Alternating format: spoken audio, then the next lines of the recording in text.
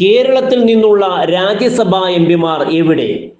Dam സുരക്ഷാ ബില്ലിന്മേൽ നടന്ന ചർച്ചയിൽ കേരളത്തിനു വേണ്ടി വാ തുറക്കാതെ എംപിമാർ. ബുധനാഴ്ച രാജ്യസഭയിൽ ബിൽ ചർച്ചയ്ക്കെടുത്തപ്പോൾ മലയാളി എംപിമാർ ആരും സഭയിൽ ഉണ്ടായിരുന്നില്ല. എന്താണ് 5 ജില്ലകളെ ബാധിക്കുന്ന, ലക്ഷക്കണക്കിന് മലയാളികളെ ബാധിക്കുന്ന മുല്ലപ്പെരിയാർ വിഷയം കേരളത്തിൽ സജീവമായി ചർച്ച ചെയ്യപ്പെടുമ്പോൾ എംപിമാരെ നിശബ്ദരാക്കുന്നത് എന്താണ്? എന്നാൽ തമിഴ്നാടിന് വേണ്ടി വാദിക്കുവാൻ കക്ഷി രാഷ്ട്രീയ ഭേദമന്യേ എല്ലാ എംപിമാരും ഒന്നിച്ചണിനിരുന്നു.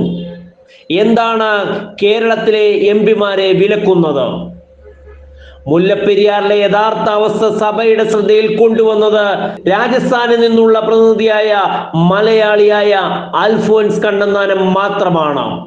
മുല്ലപ്പെരിയാറിന് എന്തെങ്കിലും സംഭവിച്ചാൽ 5 ജില്ലകൾ ഒലിച്ചു പോകുമെന്ന് കണ്ണന്താനം പറഞ്ഞു. ലോകത്തിലെ ഏറ്റവും വലിയ ദുരന്തമായി ഇത് മാറും. കേന്ദ്ര സർക്കാരും സംസ്ഥാനങ്ങളും ഒരുമിച്ച് ഈ പ്രശ്നപരിഹാരത്തിന് യത്നിക്കണമെന്നും കണ്ണന്താനം ആവശ്യപ്പെട്ടു. അദ്ദേഹത്തിന്റെ സഭയിലെ വാക്കുകളിലേക്ക്. And therefore this house has taken it up because 2 assemblies have passed a resolution, and therefore this bill is constitutional, and the way the government is drafted it, so it guarantees everything that the constitution really requires. This is a tribute to federalism, let me say. Take for example article clause 52. It empowers the central government to make rules. Clause 53, it empowers the state governments to make rules for the fulfillment of the objectives of whatever is being said here. And clause 54, it empowers the authority, which is the National Dam Authority, to make rules. Therefore, sir, it is an absolute play of federalism here, empowering the central government, at the same time empowering all the state governments to do this. So, everything that is required for control of dams to regulate it, everything that is required is in the bill. All the clauses, central government can take action, state government can take. But sir, I would like to bring you to the attention of the Honorable Minister. Sir, you have Schedule 1, which contains the powers of the central government, of the Central Dam Committee. Schedule 2, which lays down the powers of the State Dam Committee, and Schedule 3, which lays down the powers of the Central Authority. But sir, I think there should have been a Schedule 4 also, which would have laid down the powers of the State Dam Organization. I mean, that is my feeling. If that can be incorporated, I think it will ensure that the powers of the State Dam Organization is also clearly spelled out here. So section 36 of the bill, it also lays down emergency plan that is required to be drawn up by the states. Clause 36, sorry, thank you Shivaji, thank you honorable member. Clause 36 also lays down emergency plan that must be drawn up by the state authority, by the state committee and by the state organization, and I think therefore all the necessary legal powers are granted across from the central government to state government to various authorities.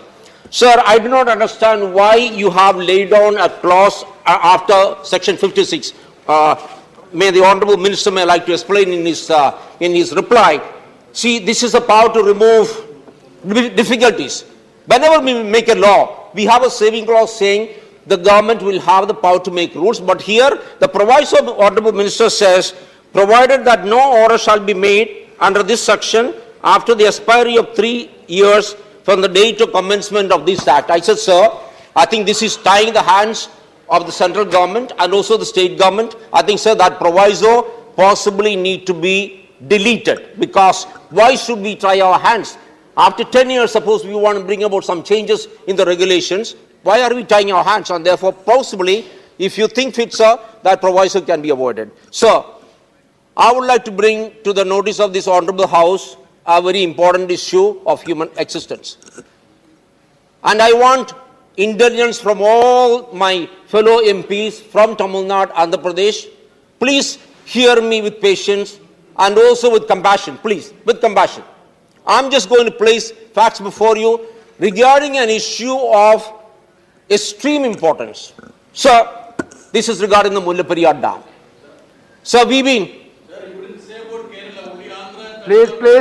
Please take your seat. I'm coming, John.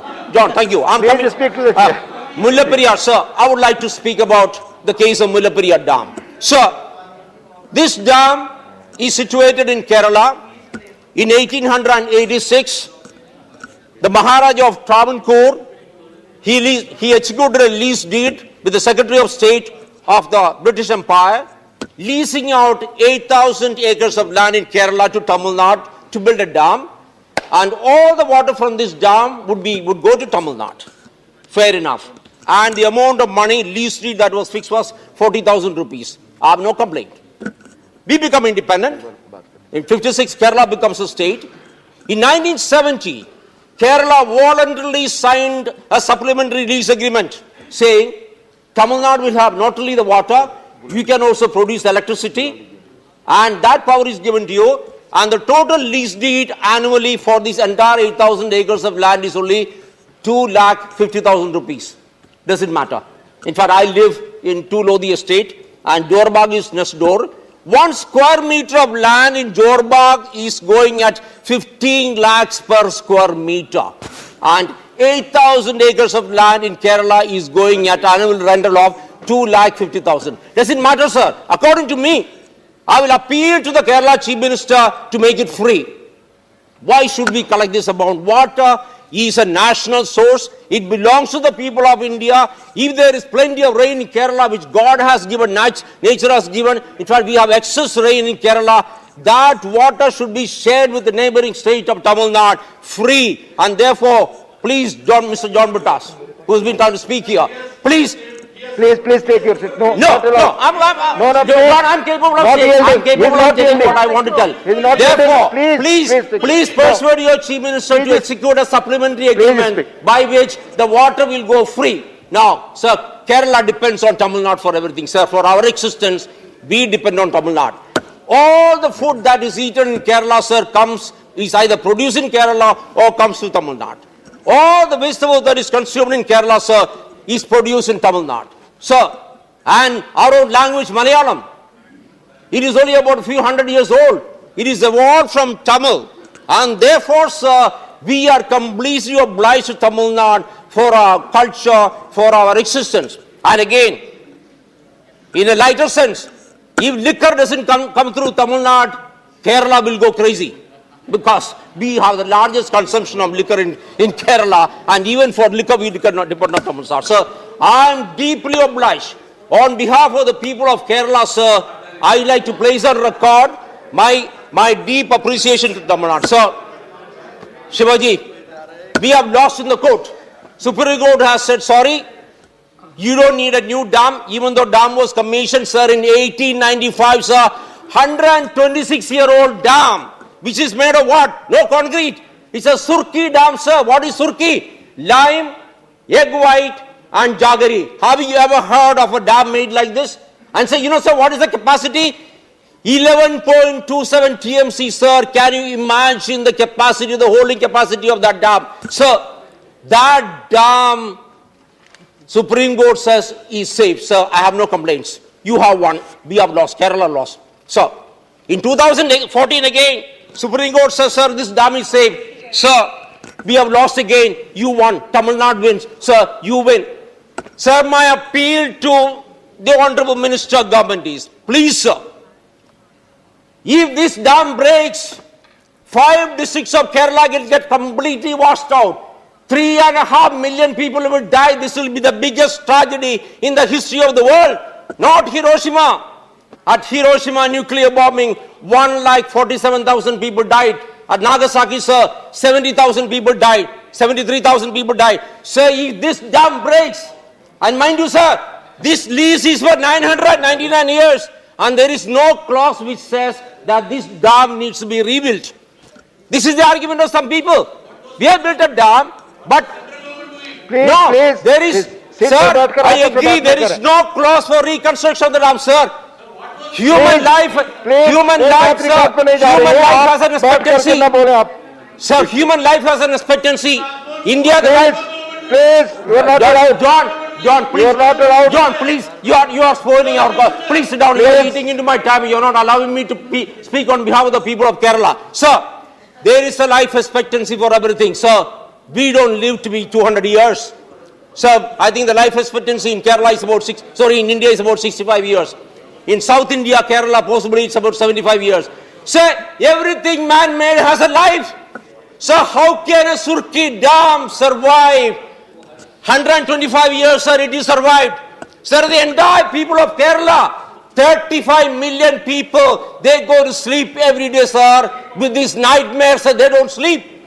Because 3.5 million people would die. I appeal to my fellow brother in this honorable house, sir, please go back to your people, please go back to your assembly, please go back to your government, please. All the water, sir, from that dam, we will build a new dam. I discussed with the Chief Minister. Sir, we will build a new dam just about 1,300 meters down line. Sir, you take all the water you want, produce all the electricity you want. You want to come and fish there, please come and catch fish. Take everything you want, sir. But please, sir, let Keralites sleep peacefully, sir. Please, my appeal to you. Sir, in 1999, that's the year when I got into IAS, and I was sub-collector of this area where the Mullaperiyar Dam is located. Sir, on 2012-2079, the Tamil Nadu officials and the Kerala officials met. I'm placing it on the table of the House. A decision was taken to construct a new dam, and the location of the dam was also decided. Sir, a lifetime, nothing happens. Here I'm placing on the table. Sir, here is the discussion. Minutes of the meeting of the Central Water Commission where all the state government representatives are present. This is dated 29th of April 1980. Sir, 42 years. Sir, it is decided in the long term that a dam is necessary. Here, sir, I'm placing it on the table, both these records. Please, sir, save us. Honorable Minister, you are an extremely capable person. Please take it up as a central issue. It's not a question of life of a few Keralites or a few Ballus out there. Sir, please take it up. Please take it to the Prime Minister. Please take it to the country. India is one. Sir, we are one. We are all one. We all come from different places. I was conceived in Maharashtra, delivered in Kerala, studied in Shillong. I got into the IAS, Kerala Kada, worked as Commissioner DDA, became an MLA in Kerala. Now I am an MP from Rajasthan, sir. We all belong to this country. This country is ours. India first, sir. Sir, India first. We need to protect every life. And we have failed. Sorry, sir. We Kerala, we have failed. We people have failed. Sorry, I'm using a very unparliamentary word, sir. In Kerala, Please. sir, in Kerala, we don't touch anybody's feet because it is not our practice. I respect greatly the practice of North Indians when they go and touch feet. I think it's a great practice. I'm willing to go and touch the feet of everybody in this house. And to Tamil Nadu say, please let us leave. Please. And I support this bill hugely. And Honorable Minister, please take up our case. Thank you. Mani Nadimul Haq ji. Please.